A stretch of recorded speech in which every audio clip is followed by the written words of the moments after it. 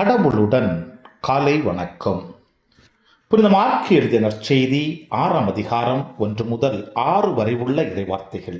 அக்காலத்தில் இயேசு தொழுகைக்கூட தலைவரின் வீட்டிலிருந்து புறப்பட்டு தமது சொந்த ஊருக்கு வந்தார். அவருடைய சீடரும் அவரை பின்தொடர்ந்தனர். ஓய்வு நாள் வந்தபோது அவர் தொழுகை கூடத்தில் கற்பிக்கத் தொடங்கினார். அதை கேட்ட பலர் வியப்பில் ஆழ்ந்தனர். அவர்கள், இவருக்கு இவையெல்லாம் எங்கிருந்து வந்தன? என்னே இவருக்கு அருளப்பட்டுள்ள ஞானம்?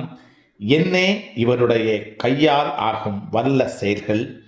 இவர் தச்சன் அல்லவா? மரியாவின் மகன்தானே? யாக்கோபு, யோசே, யூதா, சீமோன் ஆகியோர் இவருடைய சகோதரர்கள் அல்லவா?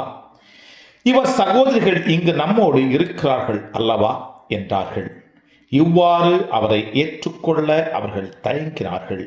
இயேசு அவர்களிடம், சொந்த ஊரிலும் சுற்றத்திலும் தம் வீட்டிலும் தவிர மற்றெங்கும் இறைவாக்கினர் மதிப்பு பெறுவர் என்றார். அங்கே உடல் நலமற்றோர் சிலர் மேல் கைகளை வைத்து குணமாக்கியதை தவிர வேறு வல்ல செயல் எதையும் அவரால் செய்ய இயலவில்லை. அவர்களது நம்பிக்கையின்மையை கண்டு அவர் வியப்புற்றார். அவர் சுற்றிலும் உள்ள ஊர்களுக்கு சென்று கற்பித்து வந்தார். கிறிஸ்துவின் நற்செய்தி. இந்த நாள் இனிய நாளாக அமைய வாழ்த்துக்கள்.